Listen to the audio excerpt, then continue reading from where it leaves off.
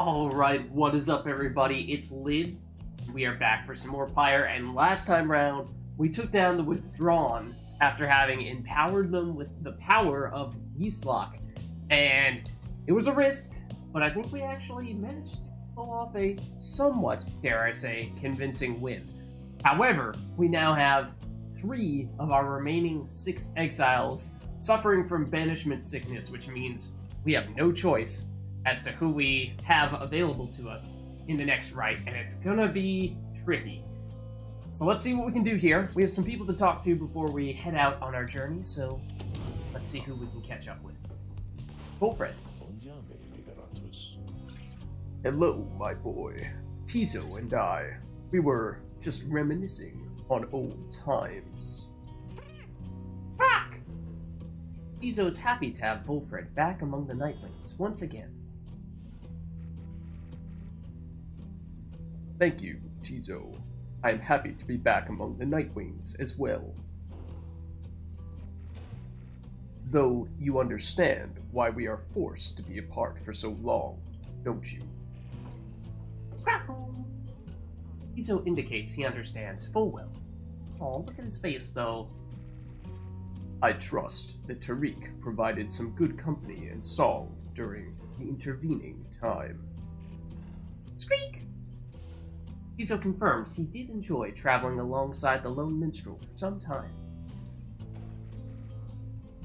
And there he is, right on cue. Something I can do for you, Wilfred, sir? Wilfred laughs warmly at this. No, Tariq. We are well enough for now. Tizo and I, we were just remembering the time when we first met. The 3 of us. Tizo was rather apprehensive then, as I recall. He was merely being circumspect, I'm sure. Tizo has the sharpest instincts of us all. But the bite he gave you, sir, it left a permanent impression, did it not? Bite? Is there a visible scar or something like that we know of? It did indeed. I consider it a mark of friendship. May it stay with me for all my days. That's one way to look at it. It is a good reminder that despite the challenges we faced together in the past, my time among the Nightwings has been extraordinary. Likewise, I can say the same, sir. Rocky! Tizo shares the sentiment as well. Wilfred turns to you. I should apologize, my boy. Here we are, talking of a history you do not share. Believe me when I say we're skipping over many of the bad parts. What I mean is, it isn't my intention to exclude you as we wax nostalgic. The Nightwings that you know, we are a strange assortment, are we not? Those of us who share some kinship from the past, I suppose we cannot help but seek some warmth in it, but should not be to the exclusion of the friendships that we forge right now. So please, why don't you join us for a bit? Together, you, Wilfred, Tizo, and the lone minstrel talk a while about the times gone by. The 3 of them are pleased to be back in one another's company again, having grown close through shared experience in the past. Just the same, they have welcomed you into the group. In spite of the hardships you have faced, some of these idle moments that you share together may one day form memories you think back on with fondness. Soon, the conversation winds down, though it lifted all your spirits for the while. Nice. Alright, and we have a passage or 2 in the Book of Rites, and we have Yeastlock, the god that we just invoked. Words of Underking Ors, the Sea Sojourner. Foul Main, the Star Titan, is written here but once. Do not invoke it, lest you aid in its reawakening. It sucks upon despair, fear, and doubt. Lands such as our own. It was our mighty mistress Malit, which tracked the astral-born monstrosity within its loathsome pit, where it lay nursing wounds sustained from traveling across the stars in search of simple prey. The wicked astral-born could drive a lesser creature to the brink of sanity, a mere passing glance. But not Malith. She cast upon the fiend 100 words of binding, each one more binding than the last.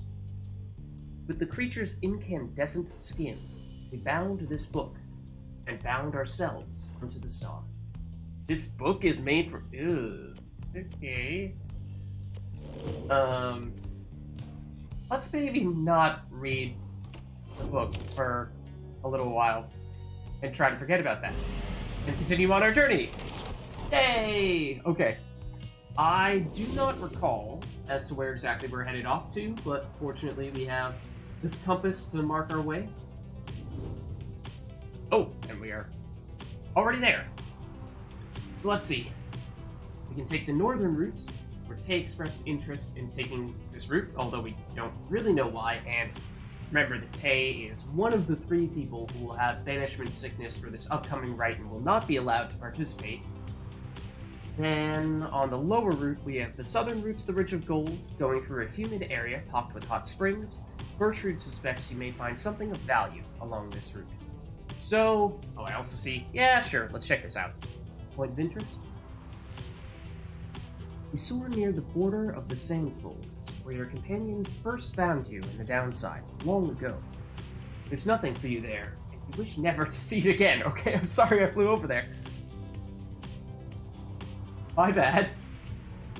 Okay, so we can get something of value. The thing is, at this stage, not sure how much there is talisman-wise or stardust-wise or anything like that that might prove terribly useful to us. Although, aren't there some items you can buy from Falconron that increase your various attributes for just one single rite? And you know, as we're approaching the final few rites, that might be something worth considering if we have a little bit of extra soul lying around that we can use and we don't have any other main reason for having it, then why not make life a little easier on ourselves? Particularly, take this upcoming rite, for example, where we're probably going to have to use 3 characters that we are not terribly accustomed or very good at using in this rite. So this is going to be a really, really hard one. I don't remember who we're going up against. Is it the Tempers? I feel like it's the Tempers. Okay, so let's try this. Maybe we'll still find something useful to us, and even if it's a talisman that we don't see ourselves using going forward, then we could still consider selling that to Falconron and using the coins we gained out of that to buy some of those short-term upgrades. We have someone to talk to. Oh, it's Tizo. Let's see what he has to say. Tizo seems to be in the midst of conversation with the lone minstrel as you approach the 2 of them. The little imp appears perturbed about something. And above all, he was very, very loyal. Fiercely so, in fact. All throughout the land knew better than to underestimate him, despite its little stature. Was he speaking of Tizo? In that respect, Tizo, and in many others, I might add, your great-grandfather was very much like you. Tizo seems to be asking the lone minstrel to confirm he is not playing some sort of prank. I'm being serious. Have you known me to be the jesting sort? Tizo seems to be admitting the lone minstrel has always been sincere with him. Just so. Then please, do not denigrate yourself. You are not only his heir, you are my remaining link to him, and thus, to all the 8. Remaining link to him. Which would suggest that the lone minstrel had links to the other scribes previously, that have since no longer been affiliated with him. Which would suggest the lone minstrel is very old and may date back to the original time of the scribes, which, I mean, given his role in overseeing the liberation rites in some way, shape, or form, and his mysterious past overall, I can't say that I'm terribly surprised about that, especially, pale skin, white hair. Could argue that's also a sign that he is old. But, yeah. I mean, I could be reading into this more than I ought to be, but the Lone Minstrel is very, very old. And, more importantly, you are my friend. Yeehaw! Tizo is grateful to the Lone Minstrel for his kind words and considers him a friend as well. The Nightwings need you now, more so than ever. You're technically sick from banishment sickness, so I mean we could really use you right now, but I don't think you're available. Then, the Lone Minstrel turns to you. Is that not so, Ryu? Agree with the Lone Minstrel that Tizo is invaluable to this group. Respectfully decline? That's terrible! The Nightwings are an institution greater than any given member of the group. Okay, I mean, if you phrase it that way, I guess you could try to frame it such that you're saying, yes, it's a team-first mentality. There's no one individual that matters more than anyone else, but that still seems like that is an insult to Tizo, so I think we have to hardly concur that Tizo not only is important to the group, but seems to need a boost of confidence. Oh, sure. You concur with the Lone Minstrel's assessment of Tizo as a most remarkable and irreplaceable member of the group. He's an extraordinary imp indeed. At this, Tizo rushes up to you and gives you an imp hug. I'm not sure how that works physically with just wings, but sure. Yeah. Tizo is grateful to you for your kindness and your support of him. Tizo bounds off happily as the Lone Minstrel looks on. And there he goes. Thank you indeed, leader. Tizo sometimes loses sight of all that makes him special, quality uncharacteristic of its kind, but not so much uncommon. Okay, I'm gonna ignore the fact that you did kind of just insult me to my face. Once, there was a time when he was the sole imp able to conduct the rites. Since then, however, other triumvirates have found imps with the capacity for it. They make for useful allies, no? More than willing to conduct the rites, whilst having no desire to leave this place. Although, little Tizo does have dreams of visiting the Commonwealth. In any case, I am certain he shall continue to serve the Nightwings faithfully. The Lone Minstrel bows his head on his way out, bidding you a good rest of the afternoon. Tizo gained +1 hope for the next rite. Like I said, I'm pretty sure he has banishment sickness right now, so I think that is, sadly, pretty meaningless. Double check. I think we'll see here. Will it tell us? Yeah, unwell. So he did gain +1 hope, but not gonna do anything for us. We're going to have Bertrude, Bullfred, and who's the last person? Sir Gilman, I think? Is a strange team, but we've got a little ways to go first, so let's see if we can find anything valuable. We go with Bertrude to look for something we can use. At Bertrude's behest, you explore the untamed reaches of Blooming Pool. However, the search proves fruitless, and you see little reason to keep at it. Uh-oh. Waste not thy time here anymore, I would say. I mean, I'm pretty sure we've searched this very area many times over, including the very first go-round here, for something valuable, so I don't know if it works that way, that you find something good here once and then it's no longer available from then onward. But, I guess maybe for that reason we can't be terribly surprised that we're coming up empty here. You exchange some words of consolation as you head back to the Black Wagon, where you should still have time to pursue your vocations. Okay, so at least we can get something out of it. And vocations certainly aren't bad. We think if we were to study in private for the small bonus across the board, the only option we have left at this point is to give the presence boost to everyone, and I'm not a huge fan of that. So I don't love that option. I mean, we could forage for resources and basically give it another shot. I mean, that's basically what we just did, so I don't know if for some reason giving it a second go-round might prove more fruitful, but seems like that might not be the best idea, because there is a chance that we might just get nothing and waste this opportunity. So I think best option is probably to mentor a companion, in which case, who do we choose? Because might be a good opportunity to pick someone who we know we're going to need to have participate in this rite that we normally wouldn't be relying so heavily on. So let's go this route. And, I mean, we could mentor Tay and get her all the way up to rank 5, but that's not going to do us much good in the immediate future.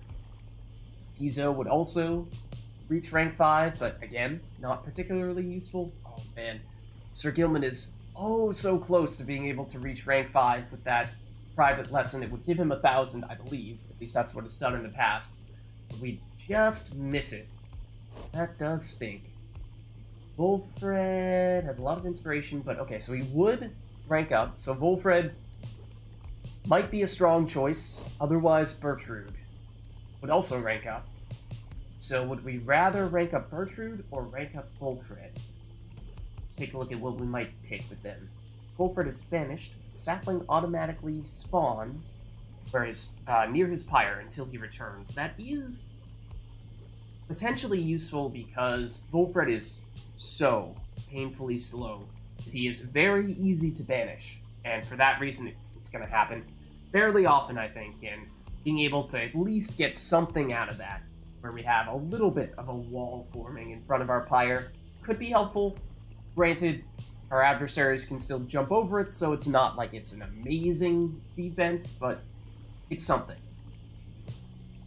Or if we go this way, while using his shield ability, which is instead of a jump, he has a shield that would normally deflect adversaries' casts back at them, and obviously prevent them from taking out Wolfred.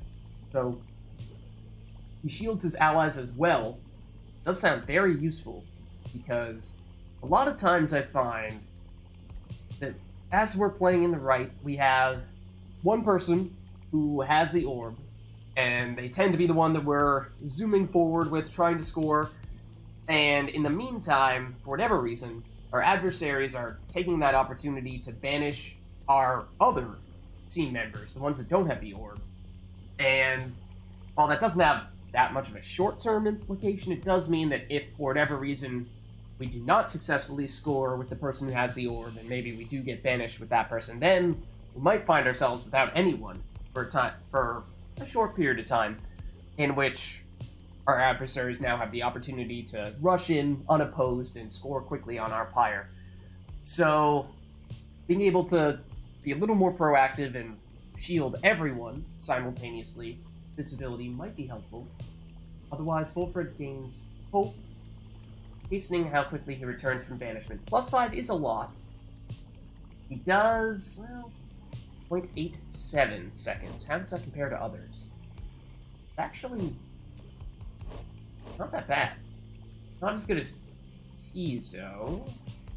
Forte, much better than Bertrude.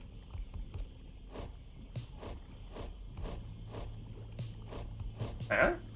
Not even seeing Ruki here. Oh, because Ruki has reached rank 5 already, so he's not even showing up as an option, although I would like to see how much hope he has, just for reference sake.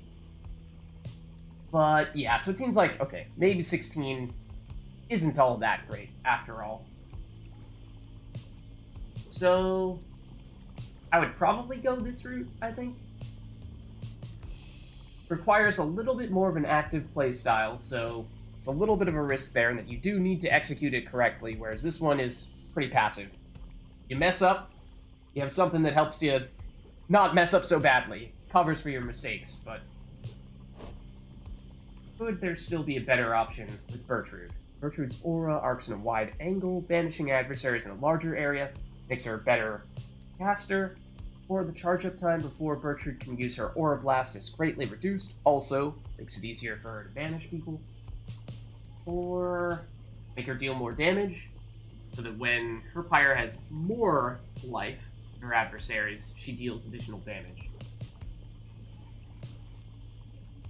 And we already have it so that she deals more damage when she has less. I think these are the primary reasons why we chose to go down this side. These are pretty characteristic of her playstyle.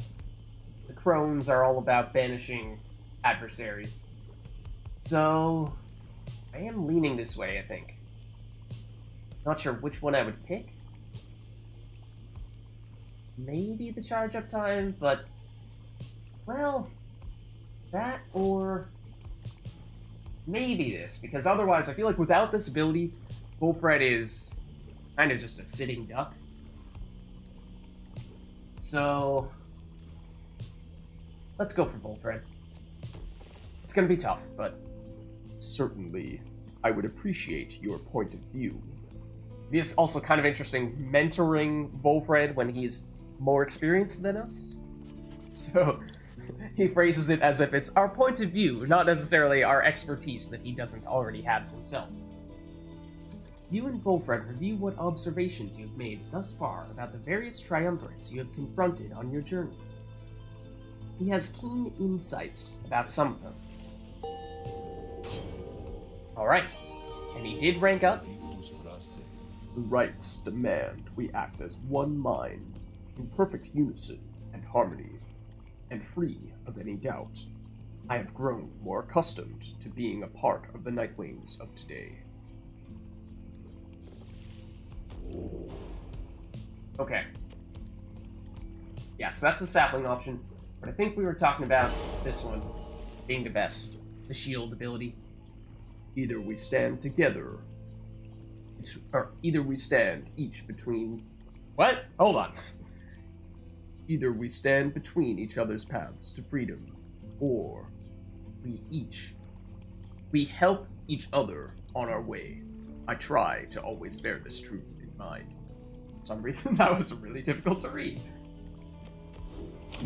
Okay. So, I mean, it gave us something, but I still think this is going to be arguably our most difficult rite that we've conducted thus far, for very different reasons than the ones we've had in the past, though. This time, specifically because we are stuck with some of the exiles that have been our last choice on most previous occasions. Oh, uh-oh. You are nothing, reader. Nothing but a mindless simpleton. Your every action is a stain upon the legacy of the 8 scribes. The rites have been a long-held secret to keep out those such as you. Sorry? You wake from what little sleep you managed this past night. Once more, the voice tormented you in your dreams. You attempt to rid your memory of it. The voice is described within the book. It calls to you during the rites and reminds you of your exile, and on this occasion, is speaking to us even outside the rites. And we recently learned who that voice is. If the voice truly is that of Archjustice Androbeles the Ninth himself, as Wolfred indicated, then none of you are likely to receive too warm a welcome should you regain your freedom. And that is the Grand Judge and figurehead under whose watch the Commonwealth is governed in this day. Those who violate the law of the Commonwealth face sentencing by the appointed Archjustice. So he is technically the leader of the Commonwealth? I'm not sure if that's 100% accurate, but at the very least he is very, very high up there in the Commonwealth hierarchy. And as we know, has been overseeing, probably the most directly, the rights in the downside. So yes, going against the Tempers. Downside Celestial Landmarks at the Ridge of Gold. Let's do it. A message of tracks you down in the lonesome lands of Downside Prairie to bring you news and rumors from the other side. Okay, so previously, when we got these messages, they would be updating us on the progress that our newly liberated teammate would send us from the other side, and, well, difference is, this time around, we didn't successfully free one of our team members, and we may or may not have, let Tamitha get free instead, the evil sister who wants to destroy the Commonwealth. This report's subject is Tamitha, blood sister to Pamitha, and stoic leader of the Essence. One thing I wanted to see, changing the subject a little bit here, was who is the leader of the Essence now that Tamitha is free? Do they not have a leader? Did someone take her place? I don't know. We'll have to check Wolfred's planner. She was liberated at the Fall of Solium, her transgressions all forgiven upon her return. And yet, old enmities remain, in spite of the Commonwealth tradition, or because of them. Tamitha found herself up in many rounds of questioning, each less informal than the last. All concerned the movements of her sisters in the Highwing Remnants. Refusing to cooperate, Tamitha demanded safe passage to her native lands, yet remains detained. Ooh, she's still detained. Wow. So despite being quote-unquote free, she's still not really free. She holds that her own blood sister must have thwarted her once more. Oh. Could that specifically be because Pamitha is free and beat her to that? Has already been in the Commonwealth and was prepared to deal with her? Meanwhile, the Essence are refusing to conduct the rites with any other race and have not found a suitable replacement. Okay, well that answers our question. You suspect you shall not face them in the rites again. Wow. You thank the messenger for delivering its news, and let it make good use of some of the Black Wagon's facilities before watching as it flutters off toward the horizon.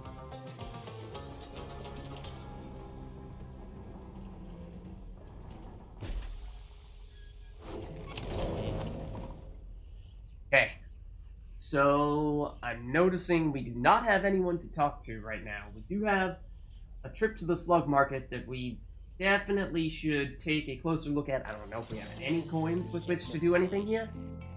Hey you guys, always nice to see some more customers because, I always get too much around here and sometimes it gets kind of lonely here, I guess. Okay, so, did pick up another downberry recently. It gets us to 15 coins, but still not really sure that we can do it. Okay, we can get this. When aura casting raises the bear's maximum range by plus 8%. This looks new. While the bear's triumvirate is banished, adversaries are slowed and cannot use abilities. Huh. That's nifty. So, very similar to the scenario we were describing with Wolfred and his sapling ability. This is potentially a way to bail you out if you screw up pretty badly and find yourself in that scenario, the dreaded scenario, in which all of your team members are banished simultaneously and your adversaries have a wide open lane to score on your Pyre. So it slows them down and makes it so they can't use abilities, so maybe that gives you enough time to get someone to come back and track them down and take the orb back. We're nowhere near being able to afford it. But it is still interesting, nonetheless. The thing is, we, not so surprisingly, have basically no coins here. Permanently! Whoa! Permanently grants +1 quickness. I'm not sure I knew that was possible to get that. That would be pretty sweet. You know, there was a time when we were relying on this very heavily, because I really like quickness. But we have since gotten these guys, which are, for the most part, better because they give quickness, presence, and hope. I do realize this is a rank 6 talisman, so we could theoretically upgrade it, and I think I've seen that it might go up as high as +4 quickness if we were to get this all the way up to a rank 20 talisman. But I'm not sure that's worth all that effort, all that investment. If we were to sell it, we would get, what, up to 40? Would be enough for a temporary boost of some sort. Hope, quickness, presence. Not sure who we'd use these on. I mean, +4 quickness for someone like Volfred would make him not crazy slow, but then he's still not going to be a speed demon. Whereas alternatively, put it on Sir Gilman on the other end of the spectrum, and he is even more lightning fast. I'm not sure that makes that much of a difference, because he's probably already going to be faster than everyone we go up against. Or do you sell this, have 40 coins lying around, and just wait for the next opportunity to sell something else, and eventually have enough coins to buy this? I don't think we have anything else we can realistically sell. I mean, maybe lucrative contract for 5 coins, but that's not really making a difference. Don't want to sell this, don't want to sell any of the legendary talismans, I don't think. These are basically worthless, so, I mean, either way, we're looking at, sadly, basically nothing. Pleasure was all mine and Dad's, you guys. I mean, oh, we did technically sell you one thing. That is true.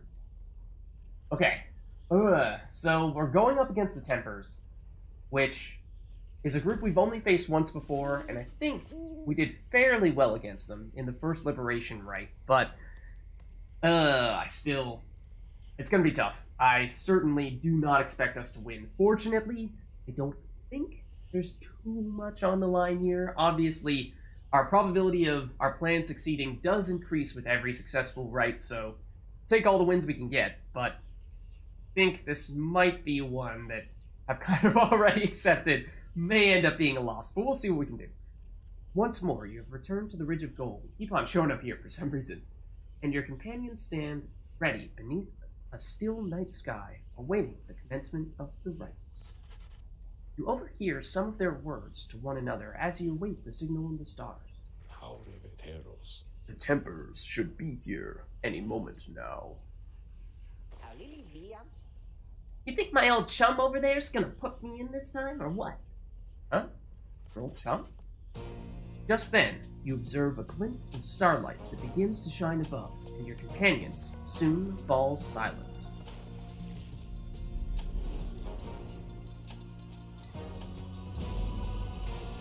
Okay.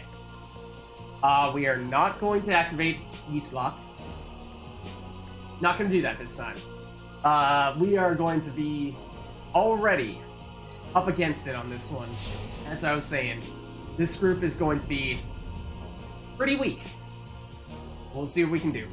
Fortunately, I think we're going against a relatively slow group ourselves. Or, well, we're going to be slow, they're going to be slow. So that might make it a little easier. To think I saw in you a worthy heir. Oh. Not just to the legacy of the Nightwings, but to the future of the Commonwealth. That traitor Volfred. Only a fool would be seduced by his audacious promises and his dangerous ideas. I know. That, dear reader, would make you a fool.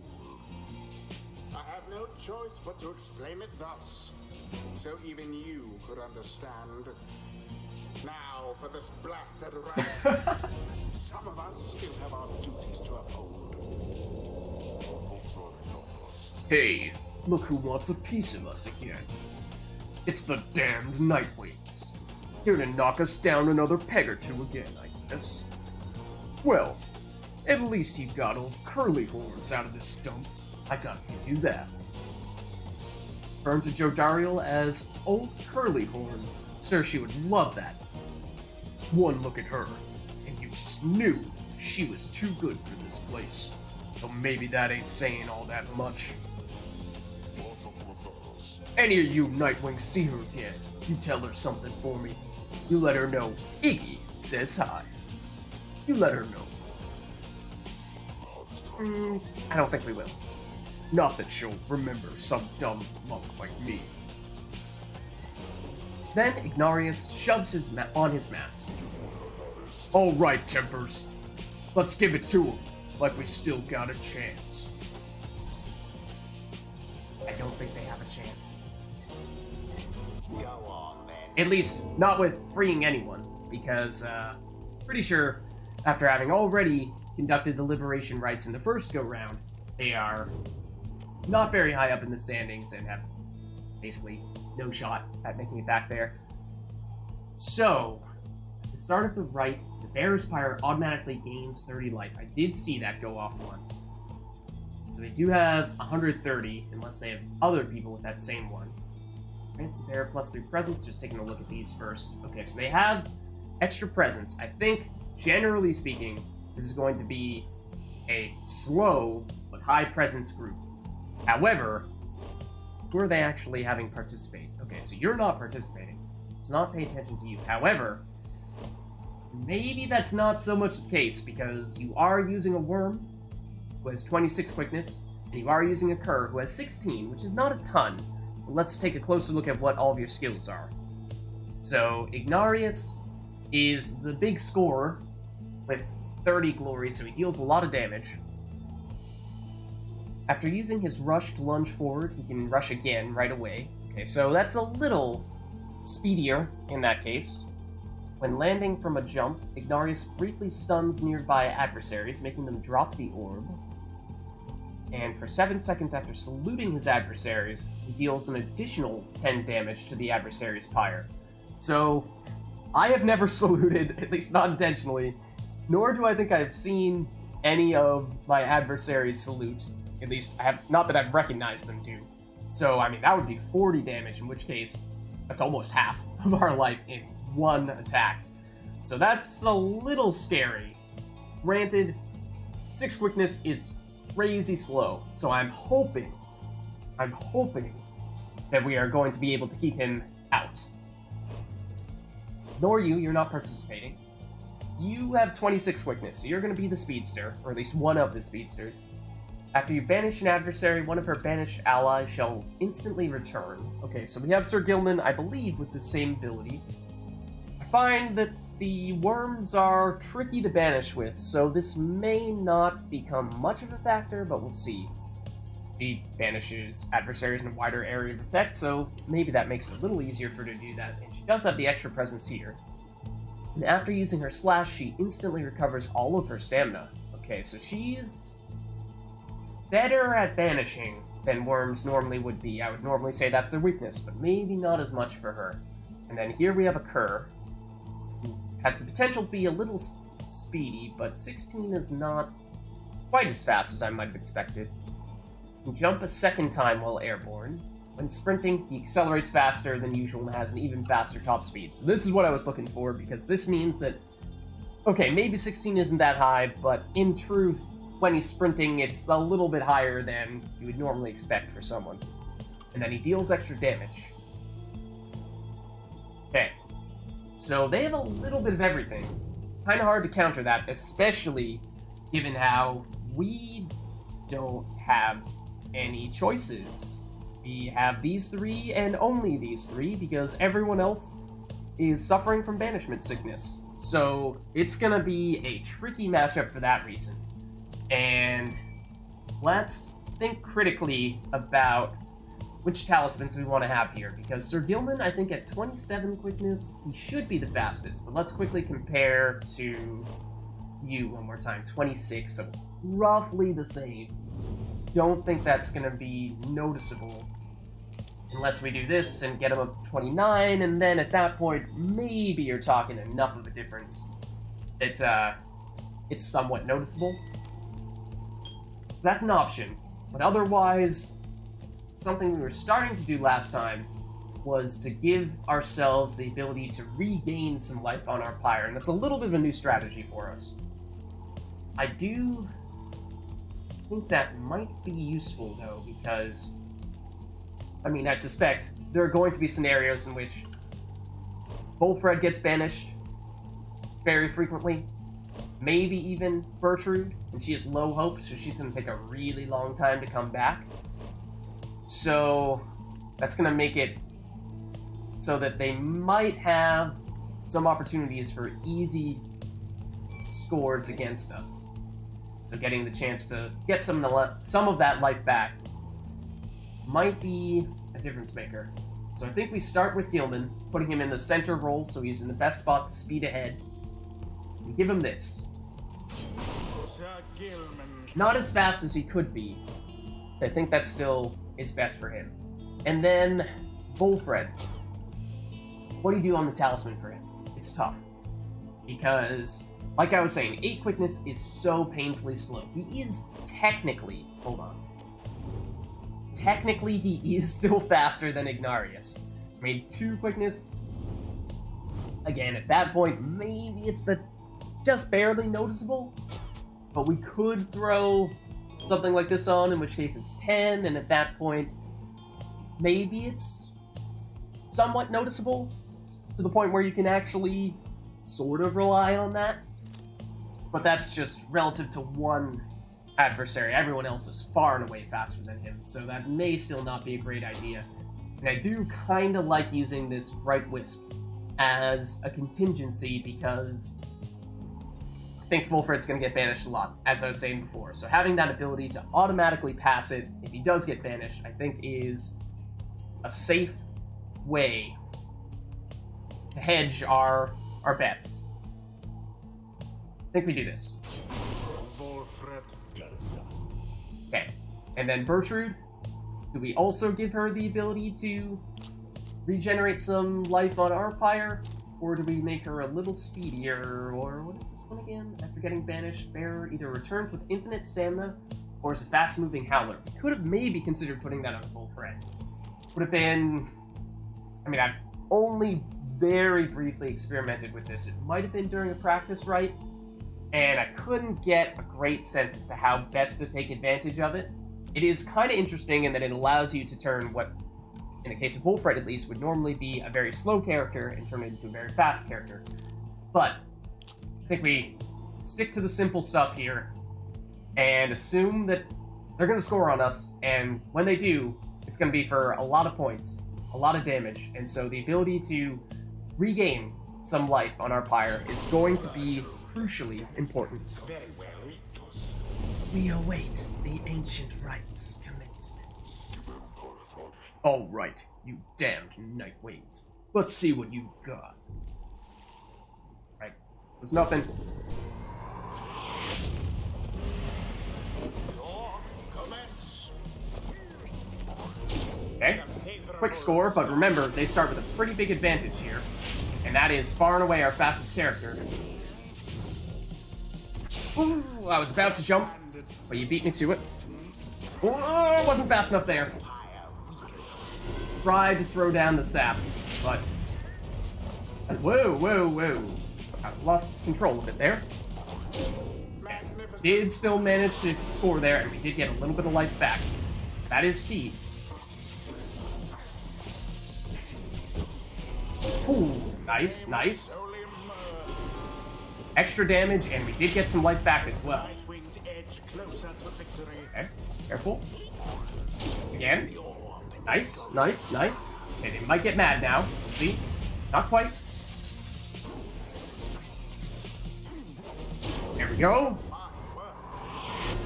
Alright. Good start, but be careful here. Things are about to get trickier, I'm sure. Urgh, you Nightwings. You've been practicing, ain't ya? Yeah, a little bit. What about you, Iggy? You're just washed up. Oh, you're through. How long you gonna keep at this? Getting weaker and weaker. Worse and worse, huh? I did notice he's not fully enlightened, which I was pretty surprised to see, because it seems like at this stage, every triumvirate leader, if not other members of the triumvirates, are fully enlightened. So for him to not be rank 5 at this stage seemed very odd. Come on then, Nightwings. Finish it already, will ya? Sooner we wrap this up, sooner we all can catch some shut-eye and put an end to this damn day. It's not really the, inspiring explanation I was, or inspiring speech I was expecting you to give. Oh, I clicked off. Ooh, that was not the best jump, and that was also not the best jump. My bad. But take that. This is the scenario I was trying to avoid, deliberately waiting for a friend to come back. So much for Volfred. Indeed. So close. Okay, now we have no one. Does stink. You are worth a lot of points there. Thankfully, you did not score. Ooh. Lucky pass. That's what we were waiting for. There we go. Wow. Did not think we were gonna manage to do that. Didn't think we were gonna get anywhere near that strong of a performance. We Tempers. We were damn unstoppable. This? Again? There is much to learn from this experience. Close to maximum enlightenment with a lot of people here. Volfred should rank up, I would have thought. Oh, darn it. Bertrand did, though. The strange designs of the 8 scribes. Their everlasting sorceries are strong within this land, and we shall make further use of them. Hey, we were looking at this stuff not long ago, and I think we were leaning toward either the wider angle of the banishment or the faster charge-up time. I think I prefer the charge-up time. Make it easier to spam it. And that is it for that one. Yeah, I really thought that with all those slow characters, I mean, outside of Sir Gilman, we were going to struggle mightily. But somehow, still managed to pull off a pretty comfortable win, actually. There proves little time for rest at the Black Wagon after your fellow exiles prevailed against the Tempers, almost effortlessly. I mean, that time, they did score on us once, I think? But then we had the talismans equipped that allowed us to regain life on our Pyre when we score, and so we might have actually finished that one with 100 life on our Pyre.